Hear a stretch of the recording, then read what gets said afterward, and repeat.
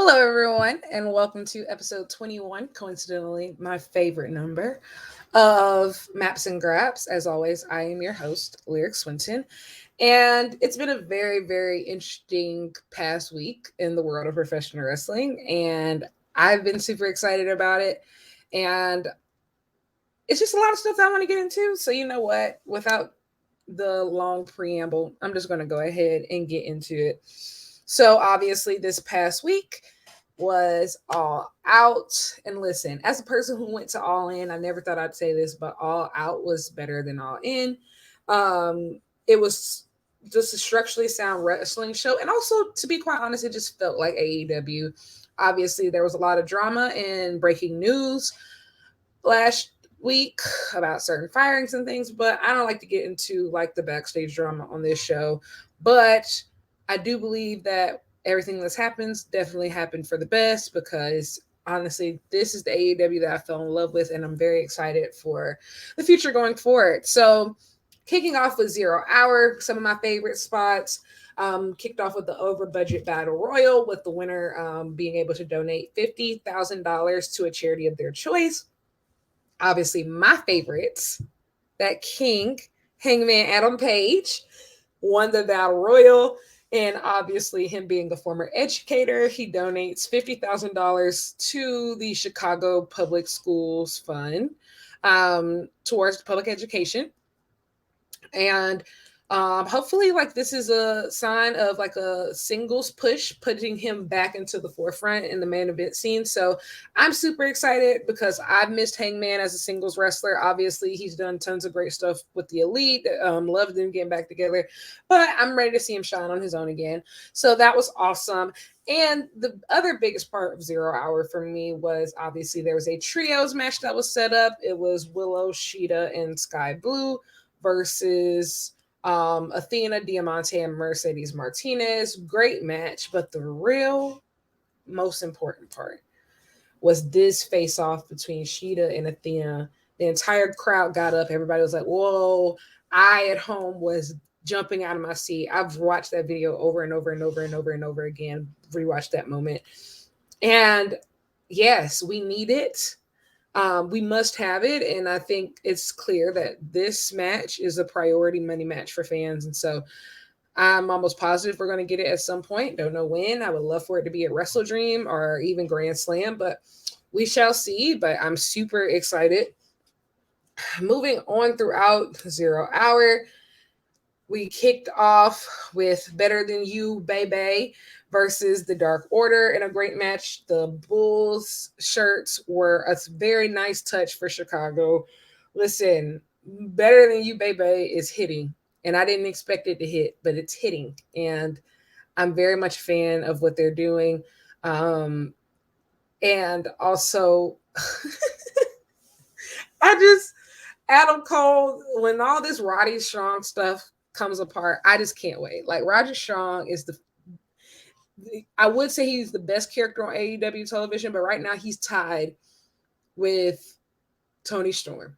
And honorable mentions to Juice Robinson and Christian Cage as well. Um, Absolutely incredible stuff. Obviously MJF selling the injury, his neck health, and cinema, as the kids say.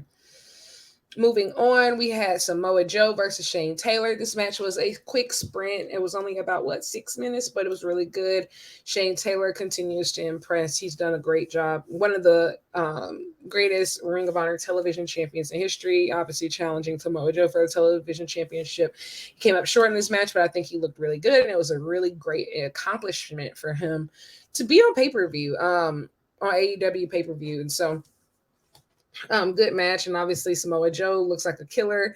Between the Better Than You Baby match and then the Samoa Joe versus Shane Taylor match, obviously Samoa Joe was coming out as MJF was heading backstage, and he pushes him NXT style. They start brawling. It was really great. And so I'm excited to see where that feud goes because there's a lot of potential there. And I think there's just a lot of talent there. Samoa Joe has been one of the most solid signings for AEW. He's just an asset everywhere he goes. And so as a lifelong fan of Samoa Joe, I am personally super excited to see where this goes. Obviously, he's in the tournament for the Grand Slam World Championship match, so we shall see who ends up winning. Next, we had Hobbs versus Miro. Wow. Now, I will say, this was my least anticipated match on the card by far. I'm going to be honest. The stuff that I've been seeing on Collision, I hadn't particularly loved. I felt like both of them were doing too many squashes. I just wasn't entertained. I wasn't really invested. However, this ended up being one of my favorite matches on the card. This was the definition of big meaty men slapping meat. The crowd with the meat chants, man, this was probably the best big man match that I've seen this year, other than Kazusada Higuchi versus Yuji Hino and DDT earlier this year for the KOD Openweight Championship. That's the only match that I could think of, big man matchup, that was possibly better than this. This was so good. With the perfect amount of time. You got your feats of strength, you got your feats of athleticism. I feel like both guys really shine. AEW is traditionally, I would say, one of their weaknesses is booking big men, but I feel like this was a huge step in the right direction. And so I'm very pleased, very, very pleased with this match. And I hope that we get to see more stuff like this. Obviously, Miro won, but I think Hobbs did great here. And I hope that he continues to have matches and showcases like this because he has the ability. CJ Perry comes out afterwards. We don't know what her ring name is going to be yet, but obviously she's going to be in the Miroverse, so that should be interesting. I'm gonna be honest, I missed a lot of their WWE run, especially around the Bobby Lashley stuff. So maybe that's a good thing, actually. Maybe that's going to allow me to give them a clean slate. I don't know, but we shall see. But I was really pleased with this match. It was awesome. Next, we had Darby Allin versus Luchasaurus. Darby Allin, listen, I'm convinced at this point that this man's spine is made out of rubber because the bumps that he just takes, he just flops around like he's made out of jelly, and he got his ass kicked in this match. Absolutely demolished. He kept getting back up. He kept getting back up, kept throwing himself. The Luchasaurus always came out on top. And of course, you have everybody's favorite father, Christian Cage, antagonizing with the TNT Championship on the outside. It was absolutely beautiful. But yes, I was very pleased with this match. It was, the wrecking crew of a monster terrorizing the babyface. But hey, when done correctly, I can get jiggy with matches like that. And I feel like this one was definitely done correctly. Moving on, there was a women's match on the card. There was Kris Statlander versus Ruby Soho. I felt, and a lot of people on Twitter felt, that this is probably the best pound for pound match for the TBS Championship in its history. These two were very well matched. Shout out to Kris Statlander. She has been on fire since winning this championship. She's been a fighting champion. Orange Cassidy has said himself that, he wants Kris to be just like him as far as with the number of defenses and just being that workhorse. And Kris also wants that for herself. And so, she just continues to prove that it was the right call for her to be the one to take the title off of Jade. And she's been killing it. Ruby is so solid. I really, really enjoyed this match. And of course, you have the Outcast. Saraya came out with Ruby, but Toni Storm comes later. And then she just, her Delulu Marilyn Monroe ass is just walking around in socks and a robe and taking the spray paint and just spraying it around. She's just absolutely delusional. I love everything she touches. It turns to gold. Next we had the tag match, and listen, these guys could have just stood there and I would have popped for it. Eddie Kingston and Katsuyori Shibata versus Wheeler Yuta and Claudio Castagnoli, Blackpool Combat Club. And if you've listened to this podcast before, I love all of these people. But Katsuyori Shibata is one of my all-time favorite wrestlers. Eddie Kingston introduced me to, Japanese wrestling. So I just have such an admiration and respect for both of these guys. I owe so much of the work that I do now, I think, to both of them, and just my passion for wrestling. And hey, like obviously it wasn't the best match on the card. It was really kind of like set up to be the cool down match. But if Eddie Kingston and Katsuyori Shibata and Claudio Castagnoli and Wheeler Yuta is your cool down match, that says something about just the depth of your roster. And so it was good. The finish was a little weird, I will say, because Eddie gets pinned due after just an uppercut, but Claudio's been having a history of like his simple moves being able to be pins. For example, like when Jericho tapped out of the swing. So, hey, I'm not upset. I was having a blast. Like by this part of the show, I'm like, if this is the first half, like, goddamn, what's going to be in the second half? Because this is great. But moving on, there were 3 big singles matches on this card, like super big singles matches on this card, and this was the first of them. There was a strap match between Ricky Starks and Bryan Danielson. Now, let me say this. Up until this point, I had gotten a little bit worried about Ricky Starks because I feel like his promos are great, but as for the in-ring, I hadn't seen what I felt like I needed to see for him to be considered a top star. But like the in-ring performances hadn't been memorable, hadn't been anything I could ever say that, oh yeah, I really want to rewatch, or anything that I was really anticipating. Obviously, this match was originally supposed to be with Punk, but then all that stuff happened, and they make the switch on the night of Collision, the night before All Out, that Bryan Danielson, who people didn't even know was be healed, is going to be his opponent. And this is obviously a strap match. I didn't know what to expect. I knew it was going to be good because obviously Bryan Danielson is involved, but these two delivered, and I do mean these two. This was an instant bloodbath. This was a fight. This was emotional. It was chaotic. I absolutely loved every second of it.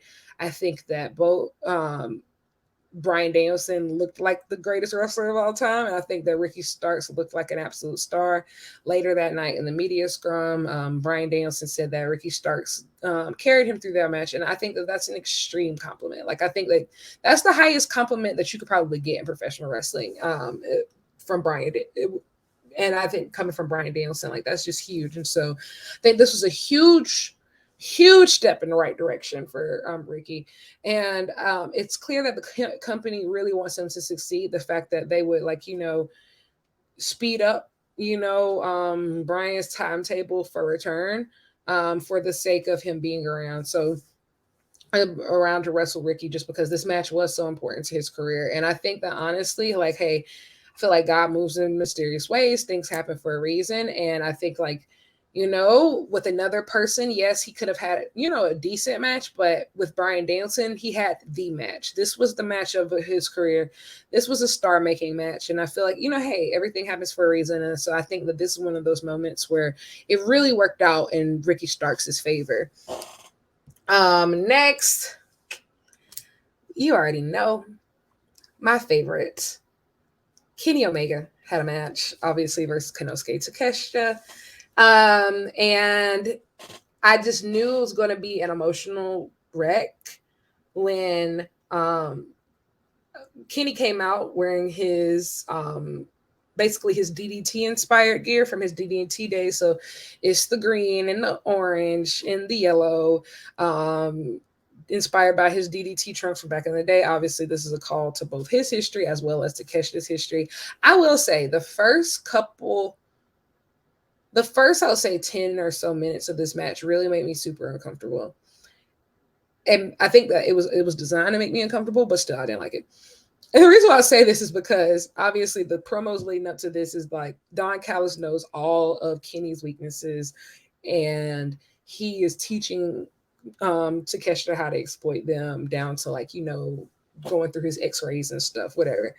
And I just felt like those first couple, like that first 10, 12 minutes was literally them dissecting Kenny's body, and like the bumps that he was taking. I was cringing so hard. Like, I was just so scared. Like, and I'm almost positive that's exactly what the reaction that they wanted. So I think that this is a good thing. But like, my nerve was tore up. Like, we're just torn up.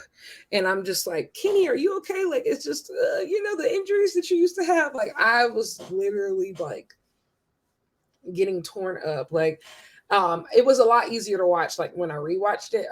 But Kenny just scares me because like the risks that he takes, especially this year, I feel like have just been so like crazy. Like he makes me so nervous because he's my favorite. But God, you make me so nervous. It's almost like when he did that V trigger through the cage with Mox, and like I just knew that he tore something, and then he just walks away like he's just fine. And I'm just like, do you realize that you are destroying my nerves right now? But anyway, a lot of cool spots in this match. And I will say the last 3 or so minutes of this match were perfect. Like the finish of this match was mwah. One thing I feel like Kenny Omega has the most dramatic finishes to his matches. Is one of the best things that he does. He is one of the, I believe, the best big match wrestler in the world. And yeah, that finish was just absolutely excellent. And I think that this is nowhere near the best that they have to go. I think that they definitely have a better match in them. And I'm excited to see it because I think that this feud needs to gain some more heat. And I think that they need to, like, build even more tension, maybe add a stipulation next time. Like, because I just know how Kenny works. And I know that he's constantly thinking about the bigger and better thing. I think Takeshita looked awesome in this match. He looked like a superstar. He looks like somebody that's ready to be champion like tomorrow. And I loved it. Like, I just love that about him. It's crazy to think that the same guy that we met last summer, just doing his excursion tour from DDT is now like just full time at AEW, and he's on track to, I believe, being a world champion one day. So loved everything about this. I really hope that this leads to a tag match at Wrestle Dream if they don't run like Omega Takeshita too. But I hope this leads to a tag match. Golden Lovers versus Osprey and Takeshita. Fingers crossed. But that's my current dream. And so next there was, I missed I forgot to put it on the slide, but there was a 8-man tag during this card, and it was FTR and the Young Bucks versus Bullet Club Gold. And I just want to, only thing I want to say about that is that the Young Bucks are the best team in the world, and everybody can cry. They knew how to work that Chicago crowd. They were getting booed like John Cena and One Night Stand at the beginning, and then they managed to win everybody back at the end and had that crowd chanting Young Bucks. Put some respect on the Bucks, period. And also that 8-man tag match was great. Like almost basically every match on this card was great. I actually rewatched this pay-per-view already, full through, no skips. And I think that is going to be one of those pay-per-views for me that is no skips. Very much like Forbidden Door 2022. Like I can watch that over and over again. And trust me, I have. I can watch that over and over again with no skips. And so, but my favorite match of this card obviously was the main event. Orange Cassidy versus Jon Moxley. Man, like this match, I think it meant so much to me. I think it meant so much to just AEW fans as a whole. And I think it just means so much to like professional wrestling. These are the workhorses. Like this is the ace of AEW and Jon Moxley versus the man who started off as the lazy guy who doesn't care about anything, who turns out to be the person on the roster who cares the most. And obviously he had this emotional promo like a few days before, which Orange Cassidy doesn't do. Like this, and I feel like, obviously All Out was coming off of a lot of drama and one of the most important weeks in for the company, even before the drama, but definitely afterwards. And like All Out was make or break for the company, and it was only fitting that AEW's 2 most loyal sons were in the main event. This was a huge special moment for Orange Cassidy to, really claw his way from comedy act to just main eventer just seamlessly. And he did it his way versus Jon Moxley, who was the undisputed ace, and also like have the AEW International Championship main event that pay-per-view. Which I think is so special that they built that title that way. I think it's heading in that trajectory of almost like the IWGP Intercontinental Championship, like probably currently the IWGP UK Heavyweight Championship, like that type stuff. So I think that that's where we're going, and I think that that's a really good move for AEW because that roster is so big and so stacked. And my last count, I think there's anywhere between 6 to 8 guys who are probably ready right now to be a world champion. And obviously everybody can't do it all at the same time. And obviously, you want people to have lengthy reigns, and you just want people to have something to strive to. And I think building up that international championship was the perfect way to do that. This match was a bloodbath. I think that Orange Cassidy had the best Crimson Mask of the year that I've seen. It was perfect. If you like Crimson Mask, if you like blood in your matches, which I do, it was just about as perfect as you can get of a Crimson Mask. I think that Moxley I love heel Moxley because I feel like he's doubled down on the violence, and like Orange Cassidy just completely gets back up. Like his jeans were soaked with blood and he just keeps getting back up. I haven't seen anybody pour out that much blood in a very long time, actually. Like he just kept getting back up and kept getting back up. And,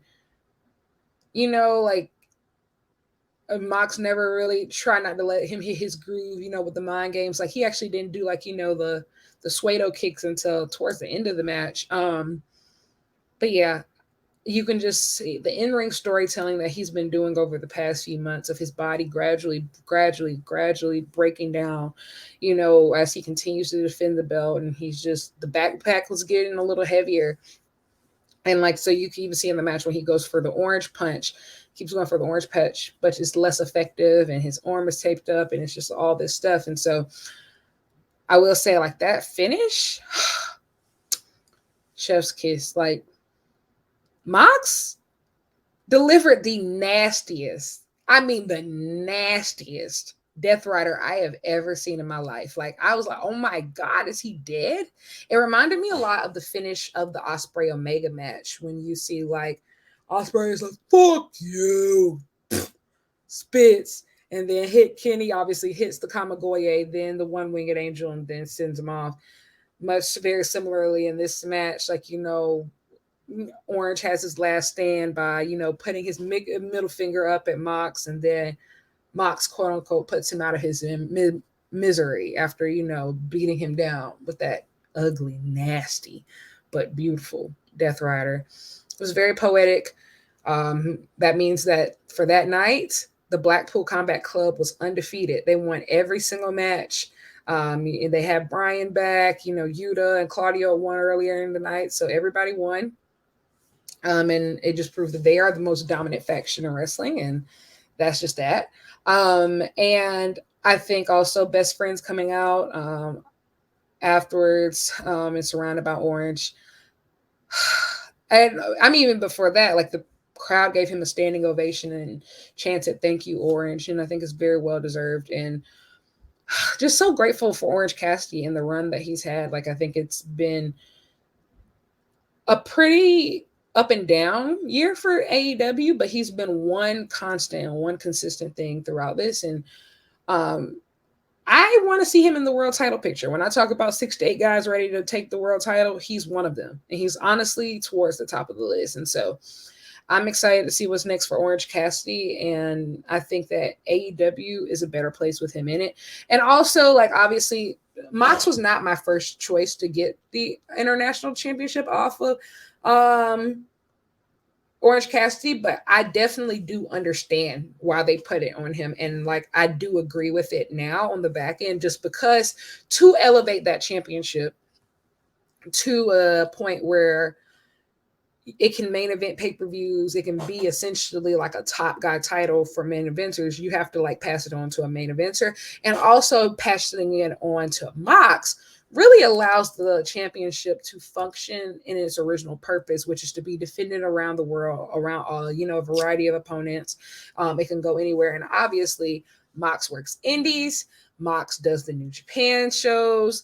This would be a perfect way for him to continue to just do Jon Moxley stuff. Like this is, this belt really is perfect for Mox, and I think it's perfect for AEW to have it on him, just because, he's always going to spread the good news of AEW, and he's always going to spread the good news of professional wrestling wherever he goes. So might as well, let him add some more prestige to that title, and it'll make sure that, as years go on, this can be a title that top guys seek, even if they aren't in the world title picture, which I think is better for just about everybody to always have something to aspire to.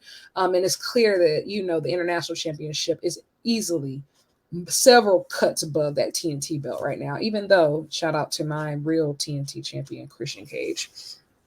So moving on, in professional wrestling, I got exactly what I wanted from Pro Wrestling Noah. Thank you, Pro Wrestling Noah.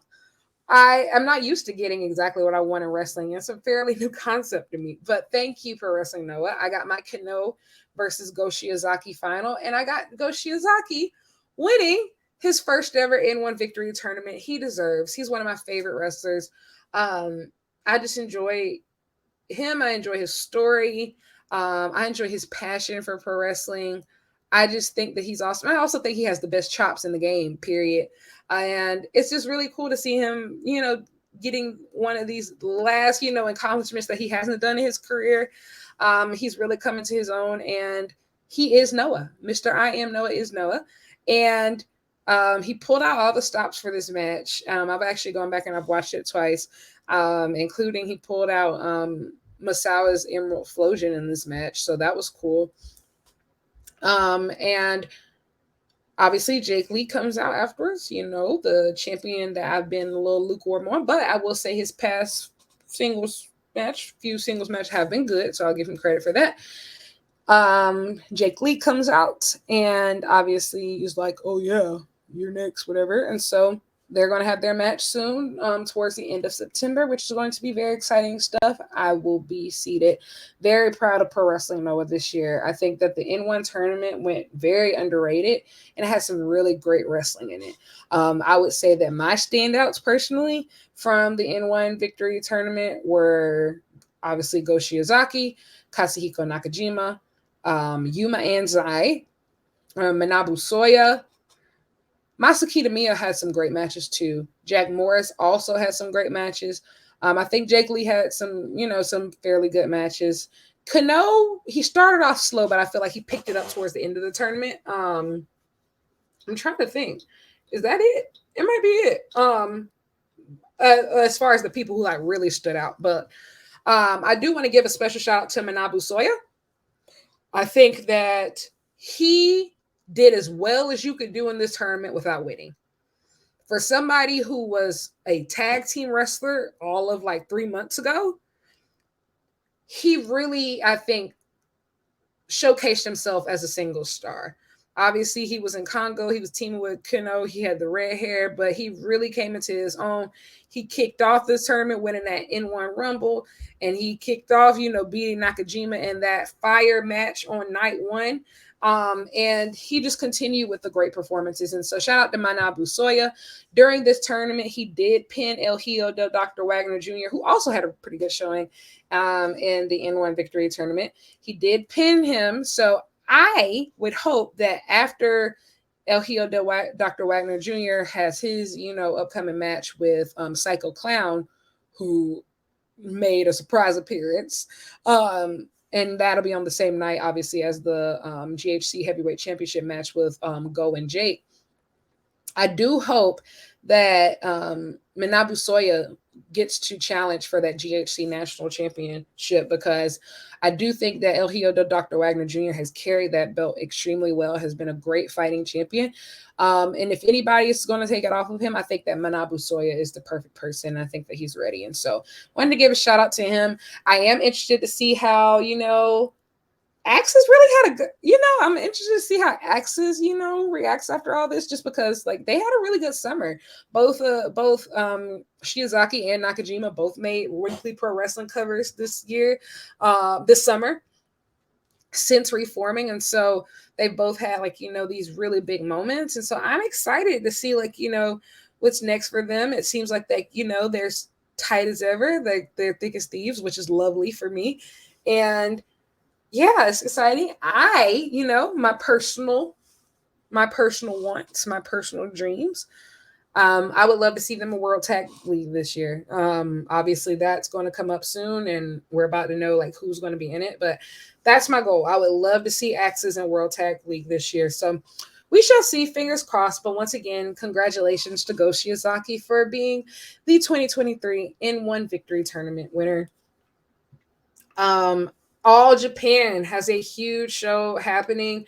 By the time you all hear this podcast, it will have just occurred. But obviously, I am super excited for this Kento Miyahara versus Yuma Anzai match. These two are incredible to me. You have the current ace versus the future ace. Yuma Anzai, as I just said earlier, killed it in the Noah N1 Victory Tournament. And I just love his presence. I think he has so much presence for someone so young. And, he doesn't even wear like the fancy jackets or anything. Like he just comes out in like a t-shirt and trunks, and he just walks around like he owns the place. Like he just has it.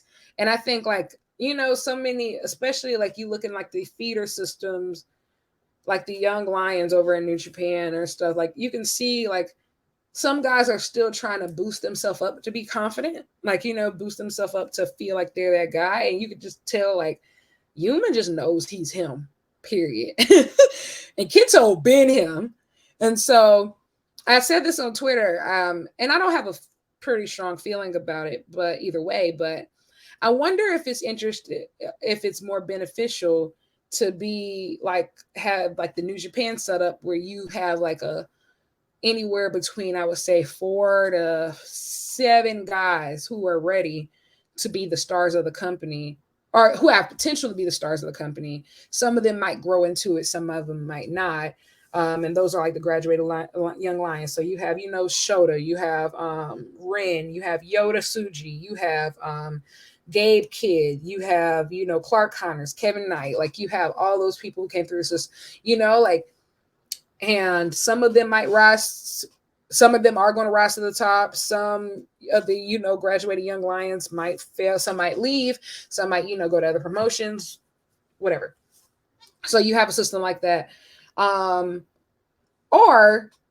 you'll be like a Noah or All Japan who, like, even though obviously multiple guys come through the system, it's very clear that they put their eggs all in one basket. Like there's just like that one guy that they're like, like he's him.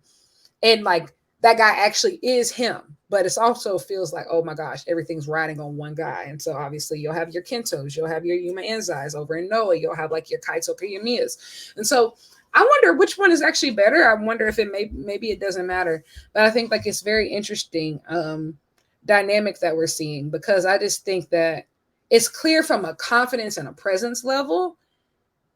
Like even if you looked at the G1, Kaito Kiyomiya was head and shoulders above some of his peers, around similar ages, just as far as like of sheer presence. Like, not talking about wrestling ability, because everybody has basic wrestling ability. And honestly, I'm not even going to say basic, probably above average wrestling ability. But that presence of when you walk into the room and you seem like a big deal, I think it very much showed him. He was a bit above some of the others, some, not all. And definitely in the N1, like I feel like Yuma Anzai he just came off as him, like, the young him, but still him. So that's going to be very interesting. I am excited. And then you have a great women's match that's going to occur. You have Saori Anou and Kairi versus Suri and Yanagi Sayaka. This is probably going to be Kairi's last match before she goes on her indefinite hiatus, aka probably going back to WWE, which I'm kind of sad about, but that's neither here nor there. Either way, if you're looking to build a match of some of the best freelance women's wrestlers on the planet, this is it. And this is a great setup. So I'm excited. I'm excited. Obviously, there's more matches on this card. But I'm excited to see what All Japan is cooking. I'm excited to see what everybody's cooking. I feel like, professional wrestling got a new wind. And it's a wonderful time. It's a beautiful time to really invest in professional wrestling and love professional wrestling and travel and see professional wrestling all over the world. And so I'm excited. I hope that as you listen to this podcast, you are excited too. I will be taking about 2 to 3 weeks break over the next couple weeks. If you don't know, I just recently restarted school. So I would like to, set up my schedule, trying to make sure I don't fail, get a lot. And I also have a lot of articles that need to be written for various outlets, some very cool stuff, actually. And I'm so excited for it to finally be in everybody's hands. Obviously, I just had the article with Monthly Puro that just it became available for pre-order in the most recent issue. It's about Black wrestlers in New Japan. I am so excited for people to get their hands on it. I finally saw the digital version and it really made me tear up. And so that you can pre-order it over on their website. I have some articles about, okay, I can't tell you. I can't tell you, but I promise you that you're going to like them. And it's going to be about some of the topics that I talk about on this show. But I just wanted to say thank you so much, everybody who supports this show, who supports my crazy Twitter takes, and who just supports all of me as I can continue to explore this crazy world, crazy, beautiful world of pro wrestling. It means the world to me. If you want to keep up with me, as always, you can find me at Lyric Wrestling on Instagram as well as Twitter. And you can subscribe to my YouTube channel at Lyric Swinton, just my first and last name. But I think that's all. So until next time, everyone. And next time will probably be in a couple weeks, but not too long. You'll hear from me before the end of September. I will talk to you all later. Bye.